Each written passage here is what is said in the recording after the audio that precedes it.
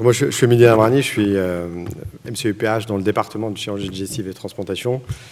Et j'ai la lourde mission aujourd'hui de vous parler du point de vue du chirurgien concernant cette procédure. Donc, je vais essayer de vous donner quelques points techniques, mais pas trop, pour vous expliquer un peu l'apport, en tout cas, de ce process dans le quotidien de chirurgien transplanteur. Alors, le prélèvement multi-organe en cas de processus, en tout cas de Maastricht 3, c'est une activité chirurgicale qu'on peut qualifier comme semi-programmée.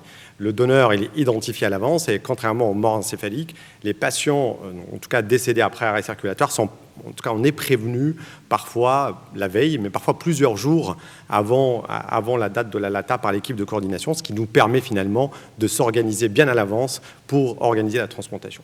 Alors, le receveur, il est choisi par l'équipe de transplantation. Alors, en fait, le choix du receveur se passe en deux phases. La première phase, c'est pendant nos réunions pluridisciplinaires. Donc, c'est la consultation du mardi, donc, où il y a un anesthésiste, systématiquement un anesthésiste, un chirurgien et un hépatologue. Et en fait, on choisit nos receveurs en fonction d'un certain nombre de critères que peut-être, je pense, Sébastien va vous détailler. Et après, il y a une deuxième phase, c'est pendant l'appel, donc pendant l'identification du donneur, on choisit, nous, chirurgiens transplanteurs, le meilleur candidat pour le greffon, en prenant en compte un certain nombre d'éléments qui sont la morphologie, qui sont l'urgence, donc l'urgence thérapeutique.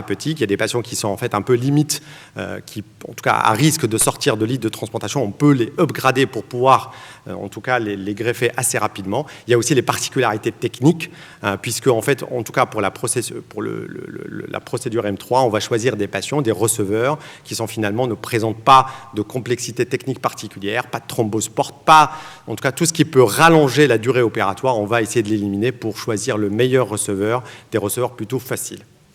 Alors la logistique, je dirais, elle est plus ou moins facile à gérer parce que le prélèvement, elle est locale. Alors elle est locale ou régionale, donc au sein de la région. Donc on est en communication, ça se fait en journée bien sûr, donc on est en communication en permanence avec la coordinatrice de prélèvement. Vous allez voir après, il y a une cinétique de choses à avoir avant l'installation du patient, avant l'installation du receveur, qui sont la biologie, puisque le patient, le donneur va être prélevé à la fois avant la LATA, donc en fait pour voir est-ce qu'il n'y a pas d'augmentation significative des transaminases, mais même après la pose de la CRN, on a une cinétique de transaminase à surveiller, avec des critères un peu stricts qui sont dictés par l'ABM pour pouvoir ou pas utiliser en tout cas le greffon. Il y a aussi un anatomopathologiste qui va être en tout cas prévenu bien à l'avance et il va être en attente du prélèvement pour savoir est-ce qu'on peut utiliser le greffon ou pas. Et bien sûr, l'équipe de transplantation a le temps donc de s'organiser. Vous savez, en fait, on a des programmes opératoires quasiment tous les jours. Et en fait, être prévenu plusieurs jours avant, donc avant la transplantation, nous permet de s'organiser, organiser le programme opératoire. Et malheureusement, ça arrive quand même assez souvent d'enchaîner donc la greffe de foie en deuxième partie de journée après avoir réalisé une intervention chirurgicale, que ce soit une hépatectomie, une DPC, etc., etc. Alors, quelles sont les particularités en termes du prélèvement multi-organe par rapport au mort encéphalique? Alors, je ne vais pas rentrer dans les détails, tout a été détaillé par mes collègues précédemment, mais ce qui va changer pour nous, c'est essentiellement l'implication des chirurgiens, en fait, vraiment à la phase de l'arrêt thérapeutique et en fait à la pose des canules. Donc, pour cela, plusieurs disciplines chirurgicales en fonction du centre, en fonction de l'habitude du centre. Ici, par exemple, à Lille, c'est les chirurgiens viscéraux et les urologues qui vont poser les canules pour la CRN. Dans d'autres centres, c'est les chirurgiens cardiaques. Par exemple, à la Valencienne, c'est les chirurgiens vasculaires qui posent les canules. Et nous, nos chirurgiens préleveurs vont intervenir uniquement au bloc opératoire pour le prélèvement des organes. Alors, en ce qui concerne le prélèvement en soi, en fait, finalement, il n'y a pas de différence majeure. Le patient va arriver au bloc opératoire après la pose de la CRN, après la pose de la CRN, donc après au moins 1 heure de circulation normothermique. Et donc, il va passer au bloc opératoire et le process de prélèvement en soi, il est quasiment identique qu'un patient en état de mort encéphalique. Alors, concernant la transplantation, avant d'installer le receveur, et c'est ça malheureusement qui retarde un peu les choses, c'est qu'en fait on a des critères, comme je vous ai dit auparavant, des critères biologiques et histologiques à respecter. Ces critères biologiques, c'est le taux de transaminase. Donc, on a un dosage de taux de transaminase avant la LATA et des dosages 3 cinétiques de transaminase après le démarrage de la CRN. Il faut que ce taux de transaminase soit inférieur à 4 fois la normale pour pouvoir en tout cas utiliser le greffon. Et en plus, dès que le patient arrive au bloc opératoire, on réalise la laparotomie, donc le chirurgien préleveur réalise la laparotomie, et donc la première chose qu'on fait, donc après l'exploration de la cavité abdominale, il y a une biopsie hépatique qui est réalisée de façon systématique, envoyée en urgence à l'anatomopathologie qui est prévenue à l'avance, et donc on a des critères, il faut une stéatose inférieure à 20% et une fibrose au moins, au maximum F1, au-delà, on ne peut pas utiliser les greffons. À part ça, la transplantation en soi, c'est une greffe finalement standard. Alors pour nous, c'est des situations, en tout cas techniquement parlant, c'est une greffe plutôt facile, mais on dirait même rapide, puisque en fait on a sélectionné les malades au préalable en termes de complexité technique. Mais le seul bémol, c'est que ça démarre, on ne démarre pas, généralement pas avant 17, voire 18 heures, parfois plus tard. Donc c'est des greffes plutôt qui se passent en première, voire en deuxième partie de nuit. Donc tout ça pour, en tout cas, respecter les critères et surtout respecter l'ischémie froide qui doit être inférieure à 8 heures pour ce genre de greffon. Alors, ce qui va nous intéresser autant que chirurgien, c'est aussi les résultats. Alors, les résultats, c'est la morbimortalité post-opératoire. Et pour cela, en fait, vous savez, la France, elle était un peu, comment dire, le dernier de la classe en termes d'instauration de ce process. Et en fait, on a profité finalement de l'expérience européenne. Et si vous regardez un peu les pionniers européens, c'est-à-dire les Belges, les Néerlandais, les Allemands, alors en fait, les datas sont publiés et en fait, les résultats de ces greffons issus d'un patient décédé après arrêt circulatoire, ne sont pas forcément bons, puisque en fait, si vous regardez ici, les survies des greffons par rapport à un malade qui est en mort encéphalique sont moins bons. Donc en fait, à 5 ans, on a moins de survie de greffons à 5 ans par rapport à un malade qui est greffé à partir d'un greffon en mort encéphalique. Et ça est expliqué par deux choses. D'abord, il y a une ischémie chaude qui est très importante dans le processus M3, en tout cas dans ces pays-là. Et surtout, il y a un taux de non-fonction primaire qui était beaucoup plus important que chez les malades qui sont greffés à partir de greffons issus d'un donneur en mort encéphalique. Alors, les Néerlandais ont publié d'autres papiers qui montrent quasiment la même chose. C'est-à-dire vous avez un taux de non-fonction primaire très important. Et surtout, ce qu'on a remarqué, c'est le taux d'ischémie biliaire. Donc, en fait, il y a des cholangites post-opératoires qui apparaissent chez ces patients-là, qui sont greffés à partir de greffons M3 et qui sont avec des taux beaucoup plus importants par rapport aux malades qui sont greffés à partir de greffons chez des donneurs en mort encéphalique, aboutissant bien sûr à des taux de retransplantation qui sont beaucoup plus importants. Alors en fait, finalement, alors ça, c'est les autres papiers, en tout cas dans la littérature, qui retrouvent finalement la même chose. Et si on analyse en fait de façon précise les données de la littérature, en fait, on se rend compte que dans les autres pays européens, en fait, il y a une hétérogénéité majeure, à la fois en termes de choix des receveurs, puisqu'on a mis en fait un peu dans les études tout et n'importe quoi. Il y avait des malades qui sont retransplantés, une deuxième transplantation pour un malade qui avec un surrisque de morbimortalité qui est beaucoup plus important. Il y avait des patients beaucoup plus graves, avec des patients avec des MEL très élevés qu'on a inclus dans ces études-là.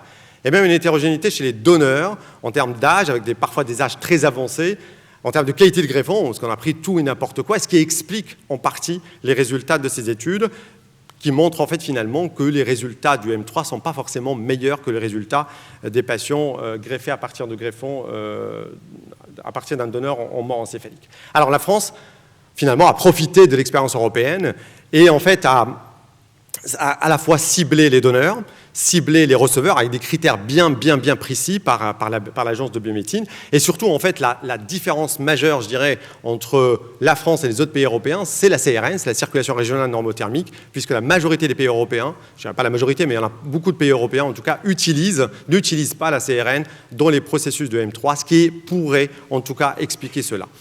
Et en fait, la preuve est... C'est les résultats français. Et on a maintenant quelques publications qui commencent après environ 500 M3 en France depuis le début de la procédure. Vous avez ce papier qui a été publié donc, en 2020 par l'équipe de la Petit-Salpêtrière et qui en fait a parié les greffons issus de patients en mort encéphalique par rapport aux greffons issus de M3 selon l'âge et l'indication de transplantation. Et les résultats montrent qu'en termes de suite post-opératoire, que ce soit la morbimortalité post-opératoire, et les suites à long terme, en termes de survie de greffon, ils sont comparables, donc il n'y a pas de différence. Et même en termes de survie de greffon, on a l'impression même que les malades qui sont greffés à partir de greffons M3, ils ont une survie de greffon qui est beaucoup plus importante que les patients qui sont greffés à partir de greffons issus d'un donneur en mort encéphalique, même si le résultat n'est pas significatif. Alors, on a aussi la publication le début d'expérience française. Et en fait, ce papier est très intéressant parce qu'en fait, il montre qu'en suivant en fait, les critères dictés par l'ABM en termes de choix du donneur, en termes de choix du receveur, en termes également de l'utilisation de CRL, en fait, les taux de survie à 1 an de ces greffons-là dépassent les 90%.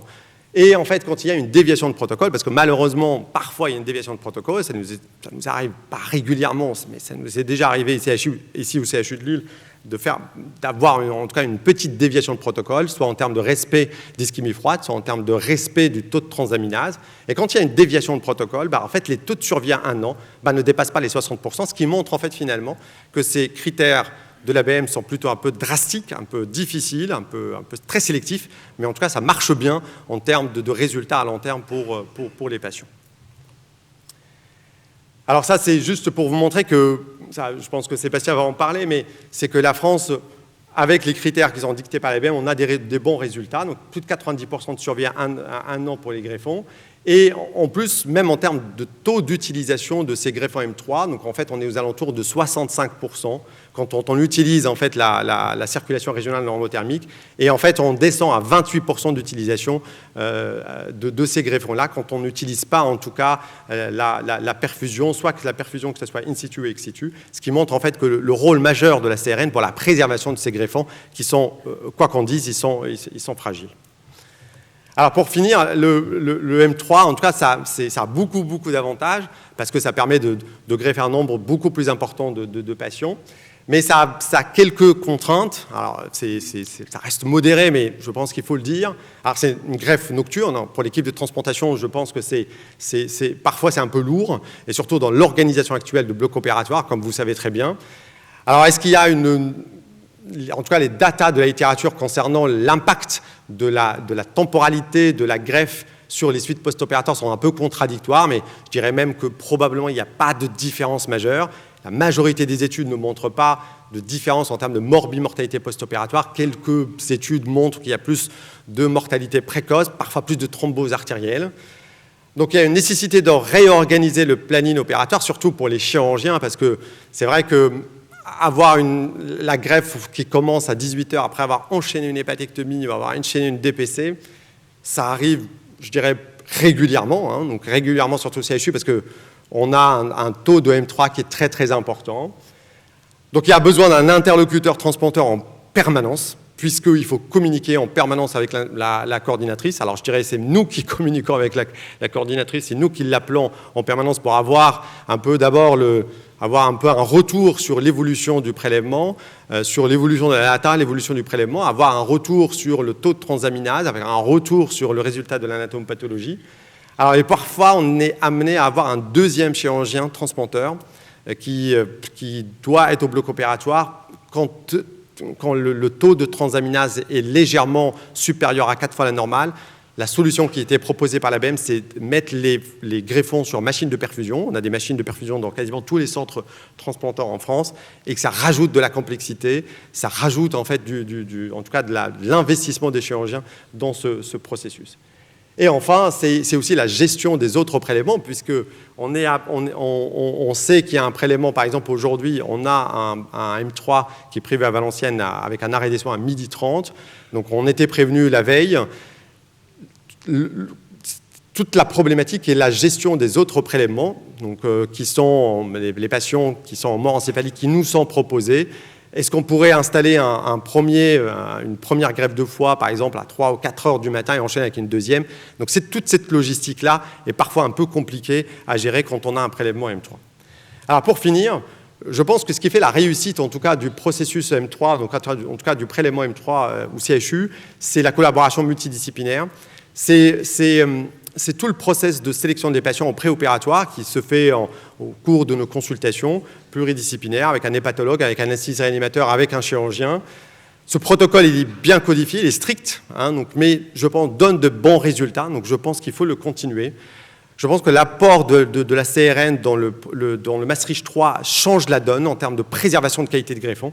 Et enfin, pour nous, c'est probablement une charge de travail supplémentaire, mais je pense que ce qui compte, et notre intérêt, c'est l'intérêt du malade, même si la greffe, parfois, peut se prolonger à la deuxième partie de nuit. Voilà, merci.